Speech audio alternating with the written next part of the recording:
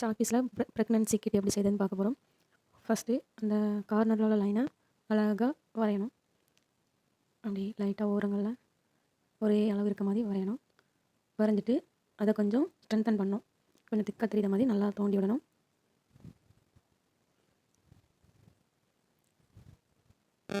நல்லா அழகாக தோண்டி விட்டதுக்கப்புறம்